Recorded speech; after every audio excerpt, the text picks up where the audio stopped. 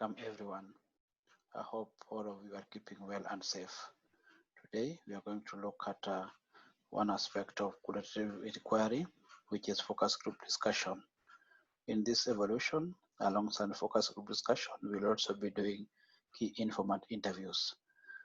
Basically, focus group discussion is an approach, as I've mentioned, of qualitative approach, which is just meant to gain in-depth understanding of social issues, and in our case, on health and nutrition in Cambodia. It's used actually to be able to obtain data from purposefully selected individuals that are from specific categories of beneficiaries that we feel are able to provide rich information. For our case, we'll be discussing with caregivers on under 5 children, as well as PDI volunteers. Focus group discussion consists of 4 major steps, and this includes research design, data collection, analysis, and reporting. In terms of research design, we are required really to define objective of the study, and here we need to define the objective of the focus group that we'll be conducting. This is actually meant to ensure that those who will be bringing on board for focus group discussions are those who are able to provide information to support the project performance. Secondly, it's also advisable to develop a list of questions. At the moment, we've worked on focus group discussion guides, and this will be refined to help us do focus group discussions. It's also important to seek ethics clearance, again, considering the current COVID-19 situation. Secondly, it's advisable to identify and recruit participants, and this should actually be homogeneous in terms of composition based on gender, education, language, and any other aspect that we feel really put these groups as focused as possible. Then it's important to design on the number of participants. Usually it's between 6 and 12, but you are advised to recruit slightly more so that you are able to get adequate number for FGDs.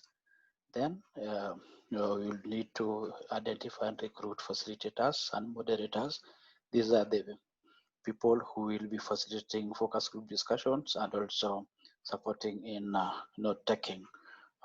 Then it's important also to consider this to be very flexible in terms of managing focus group discussion and also observant during the discussions.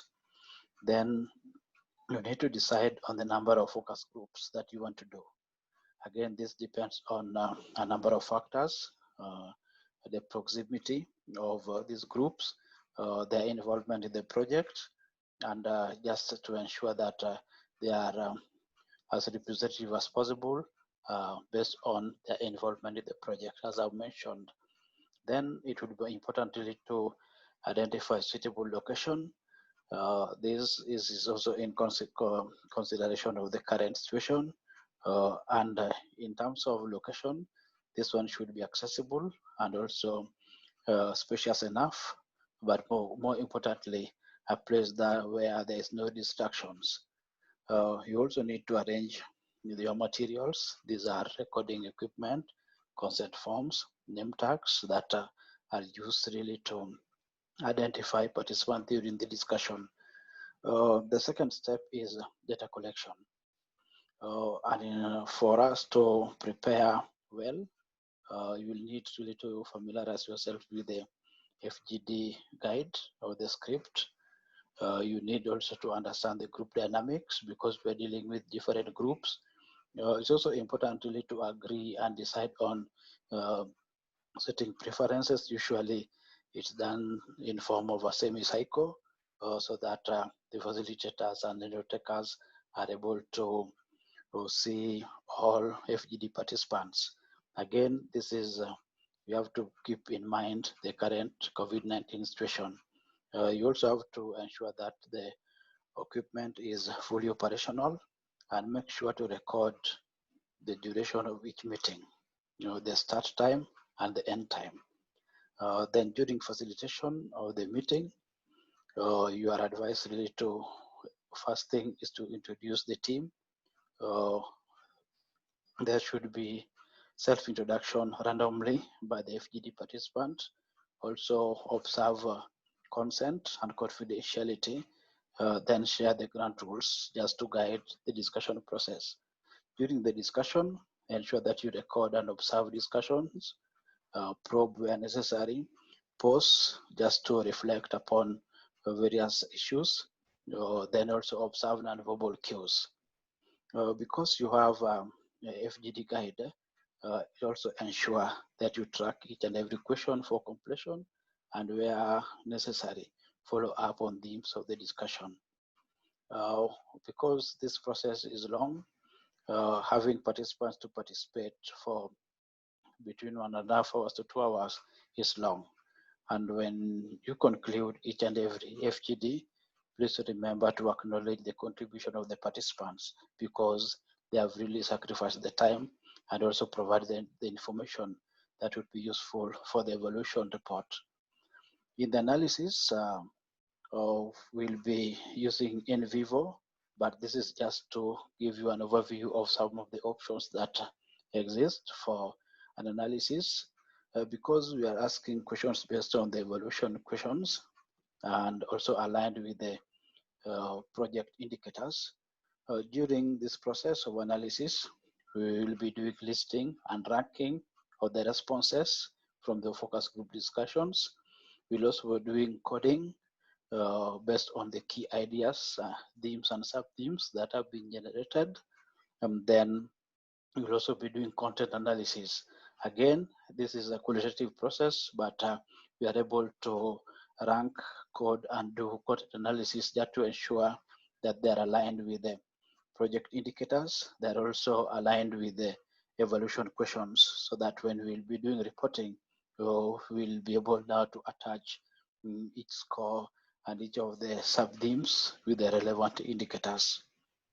Then finally, in terms of results and reporting, based on the analysis, the results will focus or align to themes and sub-themes based on the evaluation questions and also on the indicators. Then it will also be important at this point really to decide the target of the audience or the target of this. The first ones are actually the project participants. Then there'll be the World Vision, Cambodia, Canada, GC, for they are very key stakeholders in this. We will also look at what information is relevant for the project partners and which are some of the key issues coming from the focus group discussions that are relevant for policymakers and practitioners.